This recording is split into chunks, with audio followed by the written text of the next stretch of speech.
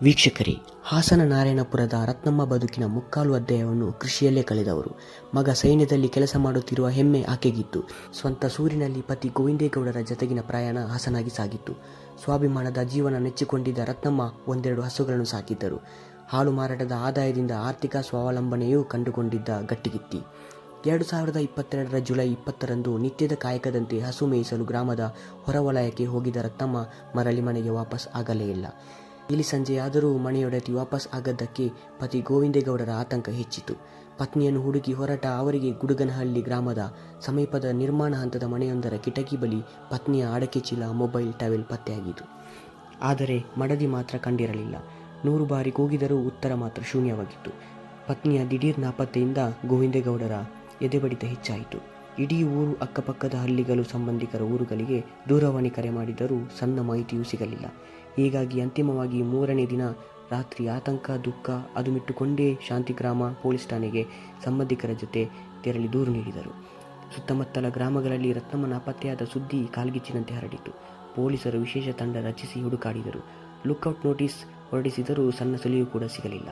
ತನಿಖೆ ಮುಂದುವರಿಸಿದ ರತ್ನಮ್ಮ ಕಡೆಯಿಂದ ದನ ಮೇಯಿಸಲು ಹೋಗಿದ್ದ ಸ್ಥಳದ ಸುತ್ತಮುತ್ತಲ ಪ್ರದೇಶಗಳಲ್ಲಿ ಅದೇ ದಿನ ಆಕ್ಟಿವ್ ಆಗಿದ್ದ ಮೊಬೈಲ್ ನೆಟ್ವರ್ಕ್ಗಳ ಟವರ್ನ ಮಾಹಿತಿ ಡಂಪ್ ಮಾಡಿಸಿಕೊಂಡು ಪರಿಶೀಲಿಸಿದರು.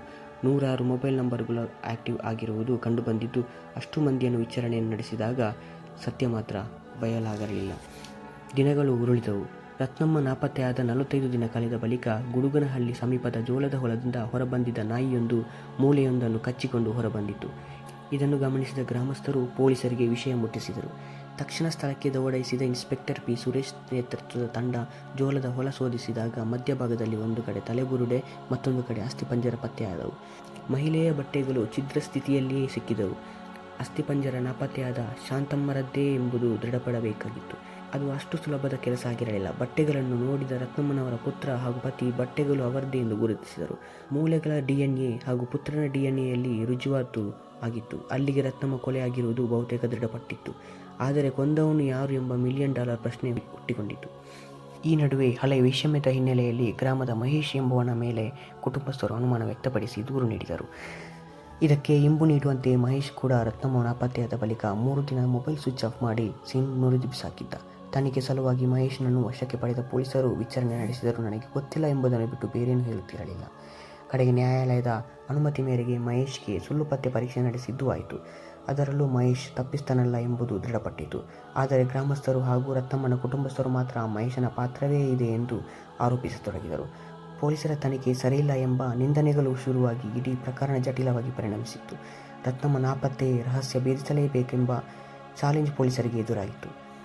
ರತ್ನಮ್ಮ ನಾಪತ್ತೆಯಾದ ದಿನದಿಂದಲೂ ಗುಡುಗನಹಳ್ಳಿಯಲ್ಲಿ ನಾನಾ ಕಥೆಗಳು ಸೃಷ್ಟಿಯಾಗಿದ್ದವು. 20,000 ರೂಪಾಯಿ ಹಣ ಕೊಟ್ಟರೆ ರತ್ನಮ್ಮ ಎಲ್ಲಿರುವರು ಎಂದು ಮಹೇಶ್ ಹೇಳುವುದಾಗಿ ಪೊಲೀಸರ ಬಳಿ ಹೇಳಿದ್ದಾನೆ. ಕಾಡು ಪ್ರಾಣಿಗಳು ರತ್ನಮ್ಮರ ಮೃತದೇಹ ತಿಂದು ಹಾಕಿರಬಹುದು ಎಂಬುದೂ ಸೇರಿದಂತೆ 10 ಗಾಸಿಪ್ಗಳು ಹರಿದಾಡಿದ್ದವು. ಈ ಗಾಸಿಪ್ಗಳನ್ನು ಸೃಷ್ಟಿಸುತ್ತಿರುವವರು ಯಾರು ಎಂದು ಪೊಲೀಸರು ಪತ್ತೆ ಹಚ್ಚಿದಾಗ ಅದು ಅದೇ ಗ್ರಾಮದ GN ಮಧುರಾಜ್ ಎಂಬುದು ಗೊತ್ತಾಗಿತ್ತು. ಅಂದಿನಿಂದ ಮಧುರಾಜ್ ಮೇಲೆ ಅನುಮಾನದ ಮೇಲೆ ದೃಷ್ಟಿ ನೆಟ್ಟಿದ್ದ ಪೊಲೀಸರು ಅವನ ಮೊಬೈಲ್ ಕರೆಗಳನ್ನು ಪರಿಶೀಲನೆ ಒಳಪಡಿಸಿದ್ದರು. ಅವನಿಗೆ ಬಂದಿರುವ ಮೊಬೈಲ್ ಸಂದೇಶಗಳನ್ನು ಸೂಕ್ಷ್ಮವಾಗಿ ಅವಲೋಕಿಸಿದಾಗ ರತ್ನಮ್ಮ ನಾಪತ್ತೆಯಾಗಿದ್ದ ಸುಮಾರು 10 ದಿನಗಳ ಬಳಿಕ ಚಿನ್ನಾಭರಣ ಗಿರವಿ ಮಳಿಗೆಯೊಂದರಿಂದ ಒತ್ತೆ ಇಟ್ಟಿದ್ದ ಆಭರಣಗಳನ್ನು 1.5 ಲಕ್ಷ ರೂಪಾಯಿಗಳನ್ನು ಕೊಟ್ಟು ಬಿಡಿಸಿಕೊಂಡು ಹೋಗಿರುವುದು ಕಂಡುಬಂದಿತ್ತು. ಉಡಾಲನಾಗಿ ತಿರುಗಾಡುವ ಮಧುರಾಜ್ಗೆ ಏಕಕಾಲಕ್ಕೆ 1 ಲಕ್ಷ ರೂಪಾಯಿ ಹಣ ಎಲ್ಲಿಂದ ಬಂತು ಎಂಬ ಅನುಮಾನಗಳು ಹುಟ್ಟಿಕೊಂಡಿದ್ದವು. ಹೀಗಾಗಿ ಮಧುರಾಜನನ್ನು ವಶಕ್ಕೆ ಪಡೆದು ತರೇಹವಾರಿ ಶೈಲಿಯಲ್ಲಿ ವಿಚಾರಣೆ ನಡೆಸಿದಾಗ ರತ್ನಮ್ಮ ನಾಪತ್ತೆ ಕೊಲೆ ಹಿಂದಿನ ಅಸಲಿ ಸತ್ಯ ಬಾಯ್ಬಿಟ್ಟಿದ್ದ. ಮಧುರಾಜ್ಗೆ ಕ್ರಿಕೆಟ್ ಬೆಟ್ಟಿಂಗ್ ಸೇರಿದಂತೆ ದುಶ್ಚಟಗಳು ಗೀಳು ಅಂಟಿಕೊಂಡಿತ್ತು. ದುಡಿದ ಹಣವನ್ನೆಲ್ಲ ಬೆಟ್ಟಿಂಗ್ನಲ್ಲಿಯೇ ಸೋತಿದ್ದ. ಕಡೆಗೆ ತನ್ನ ತಾಯಿಯ ಆಭರಣಗಳನ್ನು ಗಿರವಿ ಇಟ್ಟು ಆ ಹಣವನ್ನು ಬೆಟ್ಟಿಂಗ್ನಲ್ಲಿ ಕಳೆದಿದ್ದ. ಮಗ ಮಾಡಿದ್ದ ಕುಕೃತ್ಯಕ್ಕೆ ರೋಸಿ ಹೋಗಿದ್ದ ತಾಯಿ ಒಡವೆ ಬಿಡಿಸಿಕೊಂಡು ಬರುವಂತೆ ಹೇಳುತ್ತಿದ್ದಳು. ಕೈಯಲ್ಲಿ ಹಣವಿಲ್ಲದೆ ಕಂಗಾಲಾಗಿದ್ದ ಮಧುರಾಜ್ 2022ರ ಜುಲೈ 20ರಂದು ಮಧ್ಯಾಹ್ನ ರತ್ನಮ್ಮ ದನ ಮೇಯಿಸುತ್ತಿದ್ದ ಸ್ಥಳಕ್ಕೆ ಹೋಗಿ ಮಾತನಾಡುವ ನೆಪದಲ್ಲಿಯೇ ಉಸಿರುಗಟ್ಟಿಸಿ ಕೊಲೆಗೈದಿದ್ದ. ಮೃತದೇಹವನ್ನು ಜೋಳದ ಹೊಲದ ಮಧ್ಯೆ ಬಿಟ್ಟು ರತ್ನಮ್ಮಲ ಮೈಮೇಲಿದ್ದ ಬಂಗಾರ ಆಭರಣ ಬಿಚ್ಚಿಕೊಂಡು ಹೋಗಿದ್ದ ಎಂಬುದು ದೃಢಪಟ್ಟಿತು. ಈ ಬಗ್ಗೆ ಮಧುರಾಜ್ ಕೂಡ ತನಿಖಾಧಿಕಾರಿ ಮುಂದೆ ಖುದ್ದು ತಪ್ಪೊಪ್ಪಿಗೆ ಹೇಳಿಕೆ ದಾಖಲಿಸಿದ್ದ. ಹಲವು ತಿಂಗಳ ಪೊಲೀಸರಿಗೆ ತಲೆನೋವಾಗಿದ್ದ ಪ್ರಕರಣ ಅಂತೂ ಬಗೆಹರಿದಿತ್ತು.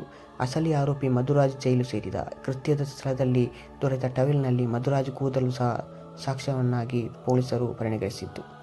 ಕೃತ್ಯದ ಸ್ಥಳದಲ್ಲಿ ದೊರೆತ ಟವೆಲ್ನಲ್ಲಿ ಮಧುರಾಜ್ ಕೂದಲು ಸಹ ಸಾಕ್ಷ್ಯವನ್ನಾಗಿ ಪೊಲೀಸರು ಪರಿಗಣಿಸಿದ್ದು, ಆರೋಪಿ ವಿರುದ್ಧ ನ್ಯಾಯಾಲಯಕ್ಕೆ ದೋಷಾರೋಪ ಪಟ್ಟಿ ಸಲ್ಲಿಸಿದ್ದಾರೆ. ಪ್ರಕರಣ ವಿಚಾರಣಾ ಹಂತದಲ್ಲಿದೆ. ವೀಕ್ಷಕರೇ, ಈ ಒಂದು ಘಟನೆ ಬಗ್ಗೆ ನಿಮ್ಮ ಅಭಿಪ್ರಾಯ ಏನು ಅಂತ ಕಮೆಂಟ್ಸ್ ಮೂಲಕ ತಿಳಿಸಿ. ನಮಸ್ಕಾರ.